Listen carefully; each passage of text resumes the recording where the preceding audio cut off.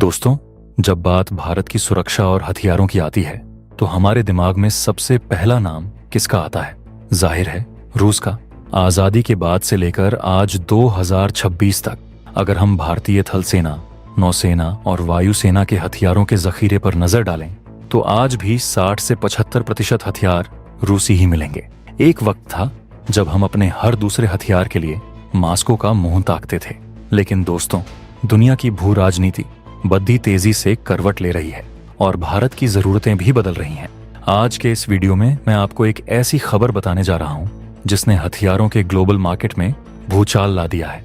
भारत अब रूस पर अपनी निर्भरता को हमेशा के लिए कम करने जा रहा है और इस बदलाव का सबसे बद्धा सूत्रधार बना है हमारा वो सगा भाई जिसने हर मुश्किल वक्त में बिना मांगे हमारी मदद की है। जी हाँ, हम बात कर रहे हैं इजराइल की। भारत ने इजराइल के साथ एक ऐसी महाडील पक्की कर ली है जिसने रूस को पीछे छोड़कर इजराइल को हमारा दूसरा सबसे बद्धा हथियार सप्लायर बना दिया है। आखिर भारत ने इजराइल से ऐसा क्या मांग लिया कि उसने खजाना खोल दिया? चलिए जानते हैं भारत और इजराइल के बीच होने जा रही इतिहास की इस सबसे बड़ी डिफेंस डील के बारे में। लेकिन वीडियो में आगे बढ़ने से पहले अगर आपको भी इजराइल को भारत का सच्चा दोस्त मानते हैं तो इस वीडियो को अभी लाइक करें और हाँ, कमेंट बॉक्स में जय हिंद जरूर लिखें। याद रहे, जय हिंद कहना हम सबके लिए गर्व की बात है। दोस्तों, भारत और इजराइल की दोस्ती कोई नई बात नहीं है। 1999 के कारगिल युद्ध को याद कीजिए। जब दुनिया ने हमसे मुंह मोद्दा लिया था तब इजराइल ने अपने गोदाम खाली करके हमें गोला बारूद और लेजर गाइडेड बम दिए थे। और आज 2026 में जब दुनिया में हथियारों की रेस चल रही है, इजराइल फिर से भारत के लिए अपना खजाना खोलने जा रहा है। खबर यह है कि इसी महीने के अंत में प्रधानमंत्री नरेंद्र मोदी इजराइल के ऐतिहासिक दौरे पर जा रहे हैं। वहां वे इजराइल के प्रधानमंत्री बेंजामिन नेतन्याहू से मुलाकात करेंगे, लेकिन यह कोई आम कूटनीतिक मुलाकात नहीं होगी। इस दौरे पर दोनों देशों के बीच लगभग 8.6 बिलियन डॉलर, करीब 71,000 करोड़ डच रुपए की भारी भरकम डिफेंस डील पर हस्ताक्षर होने वाले हैं। इतनी बड़ी डील का मतलब है कि हथियारों की सप्लाई के मामले में इजराइल अब सीधे रूस को पछात दचकर नंबर 2 की पोजीशन पर आ जाएगा। अब आप सोच रहे होंगे कि आखिर 8.6 बिलियन डॉलर में भारत इजराइल से ऐसा क्या खरीद रहा है जो सीधे रूस को ही पीछे छोड़ डेड एच दिया। दोस्तों, ये कोई सिंगल वेपन डील नहीं है, बल्कि ये एक multi weapon multi billion dollar deal है। इसमें जो सबसे खूंखार और घातक हथियार हम ले रहे हैं वो हैं इजराइल के कामिकाजे ड्रोन या सुसाइड ड्रोन। मेरे जो डिफेंस व्यूअर्स हैं उन्हें याद होगा कि हाल ही में भारत ने पाकिस्तान के खिलाफ ऑपरेशन सिंदूर को अंजाम दिया था। उस ऑपरेशन में पाकिस्तान के पास मौजूद चीनी एयर डिफेंस सिस्टम को किसने तबाह किया था? वो यही इजरायली कामिकाजे ड्रोन जैसे हारोप और हार्मपी थे। इन ड्रोन्स ने पाकिस्तान के रडार सिस्टम के ऐसे चिथड़े उड़ाए थे कि पाकिस्तानी आसमान पूरी तरह से भारतीय लड़ाकू विमानों के लिए खुला पड़ गया था। इजराइल के ये कामिकाजे ड्रोन किसी जासूस की तरह काम करते हैं। ये आसमान में घंटों तक मंडरा सकते हैं, दुश्मन के रडार या एयर डिफेंस सिस्टम को स्कैन करते हैं और जैसे ही कोई रडार सिग्नल छोड़ देता है, ये ड्रोन एक मिसाइल की तरह उस पर झपट पड़ रहते हैं और खुद को उसके साथ ब्लास्ट कर लेते हैं। इसे डेड मिशन कहा जाता है। और सबसे बड़ी बात, भारत इस डील में जो कामिकाजे ड्रोन खरीद रहा है वो पुराने वाले नहीं हैं। ये न्यू जनरेशन के एडवांस ड्रोन हैं जिनमें आर्टिफिशियल इंटेलिजेंस और बेहतर विजुअल सेंसर्स लगे हैं। यानी अगर दुश्मन अपना रडार बंद भी कर दे तब भी ये ड्रोन कैमरे की मदद से उसे ढूंढकर उड़ा देंगे। चीन और पाकिस्तान के बंकरों और एयरबेस के लिए यह किसी काल से कम नहीं है। कामिकाजे ड्रोन्स के अलावा इस महाडील में भारत इजराइल से एडवांस सर्विलांस ड्रोन और स्ट्राइक ड्रोन भी खरीद रहा है। इजराइल का हेरॉन और हर्मीस ड्रोन दुनिया के सबसे बेहतरीन टोही विमानों में गिने जाते हैं। LAC पर चीन की हर हरकत पर 24 घंटे नजर रखने के लिए हमें ऐसे ही हाई एल्टीट्यूड लॉन्ग एंड्रेंस ड्रोन्स की जरूरत है। इसके साथ ही इस डील में इजराइल की कुछ बेहद सटीक और घातक मिसाइलें जैसे स्पाइक एंटी टैंक गाइडेड मिसाइलें और एयर टू सरफेस मिसाइलें भी शामिल होने की उम्मीद है। ये मिसाइलें हमारे लड़ाकू विमानों और अपाचे हेलीकॉप्टरों की मारक क्षमता को कई गुना बढ़ा देंगी। हमारे डिफेंस व्यूअर्स के लिए यह जानना बहुत जरूरी है कि आखिर भारतीय सेना को इस इजरायली डील से क्या रणनीतिक फायदा होगा। देखिए, रूसी हथियार मजबूत और सस्ते जरूर होते हैं, लेकिन मॉडर्न वॉरफेयर में अब सिर्फ लोहे की मजबूती नहीं बल्कि तकनीक और पिन पॉइंट एक्यूरेसी चाहिए होती है। इजरायल इस मामले में दुनिया का उस्ताद है। ऑपरेशन सिंदूर में हमने देखा कि कैसे पाकिस्तानी सेना के पास कोई जवाब नहीं था।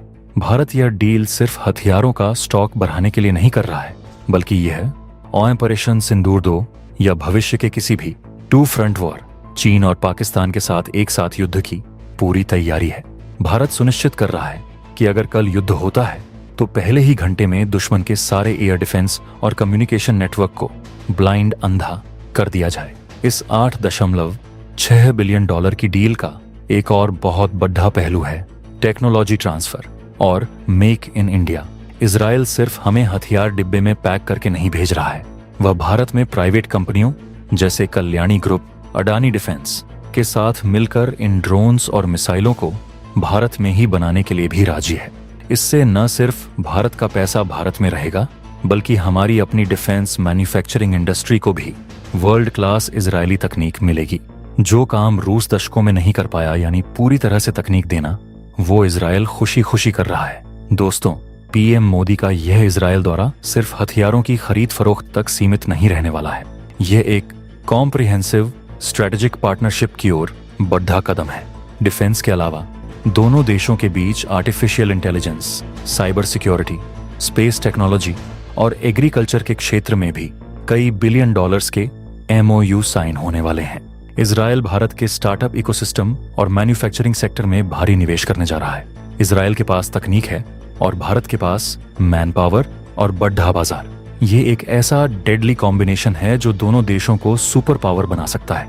जरा सोचिए, जब दो देश डिफेंस, टेक्नोलॉजी, इकोनॉमी और इन्वेस्टमेंट के हर स्तर पर इस कदर जुड़ डीच जाएंगे तो उनका बॉन्ड कितना अटूट हो जाएगा। कल को अगर अमेरिका, चीन या कोई भी दूसरा देश भारत और इजरायल की दोस्ती में दरार डालने की कोशिश करेगा तो वो चाहकर भी ऐसा नहीं कर पाएगा, क्योंकि दोनों देशों के हित एक दूसरे में गहराई तक घूंथे हुए होंगे। इजरायल भारत को सिर्फ एक बाजार के रूप में नहीं, बल्कि एशिया में अपने सबसे भरोसेमंद रणनीतिक साझेदार और सच्चे भाई के रूप में देखता है। जरा गहराई से सोचिए, जब दुनिया के बाकी देश जैसे अमेरिका या रूस हथियार बेचते हैं तो वे सिर्फ एक दुकानदार और ग्राहक की तरह बर्ताव करते हैं। वे अपनी कोर टेक्नोलॉजी कभी नहीं देते। लेकिन इजरायल ने यहाँ एक सगे भाई की तरह भारत पर भरोसा जताया है। भारत ने तो अपनी सेना के लिए सिर्फ कुछ आधुनिक हथियार यानी एक चीज मांगे थे, लेकिन इजरायल ने बदले में 100 चीजें हमारी झोली में डाल दी। उसने सिर्फ हमें डिब्बे में पैक करके ड्रोन और मिसाइलें नहीं भेजी, बल्कि पूरी की पूरी टेक्नोलॉजी ट्रांसफर कर दी। भारत में आकर हमारी प्राइवेट कंपनियों के साथ joint venture make in India लगाने की छूट दी और डिफेंस के साथ साथ artificial intelligence, space, cyber security और कृषि जैसे सेक्टर्स में भी $बिलियंस के निवेश की झड़ी लगा दी। यह साफ दिखाता है कि इजरायल सिर्फ मुनाफा नहीं कमाना चाहता, बल्कि सगे भाई की तरह भारत को अंदर से शक्तिशाली और आत्मनिर्भर बनाना चाहता है। रूस पर हमारी निर्भरता कम होना इस बात का सबूत है कि हम अपनी विदेश नीति को किसी एक देश के भरोसे नहीं छोड़ रहे हैं। हम अपने ऑप्शंस खुले रख रहे हैं। आज फ्रांस और इजरायल हमारे टॉप डिफेंस सप्लायर्स बन चुके हैं, जो इस बात की गारंटी है कि युद्ध के समय हमें बेस्ट क्वालिटी के हथियार और कूटनीतिक समर्थन दोनों मिलेंगे। इजरायली ड्रोन्स और मिसाइलों से लैस भारतीय सेना अब LOC से लेकर LAC तक किसी भी दुश्मन को धूल चटाने के लिए पूरी तरह तैयार है। तो दोस्तों, पीएम मोदी के इस ऐतिहासिक इजरायल दौरे और इस $8.6 बिलियन की महाडील पर आपका क्या कहना है? क्या आपको लगता है कि भारत को अब रूस को छोड़कर इजरायल और फ्रांस जैसे देशों के साथ ही अपने डिफेंस रिश्ते ज्यादा मजबूत करने चाहिए? अपनी बेबाक राय हमें कमेंट बॉक्स में जरूर बताएं। अगर आपको यह वीडियो और भारत की यह बढ़ती ताकत पसंद आई हो तो इसे दिल खोलकर लाइक करें और अपने दोस्तों और ग्रुप्स में शेयर करें, ताकि देश की यह बुलंद तस्वीर सब तक पहुंचे। चैनल को सब्सक्राइब करना बिल्कुल ना भूलें, क्योंकि जैसे ही इस डील से जुड़ी कोई और बड़ी खबर आएगी, मैं सबसे पहले आपके लिए लेकर आऊंगा। मिलते हैं अगले वीडियो में। जय हिंद, जय भारत।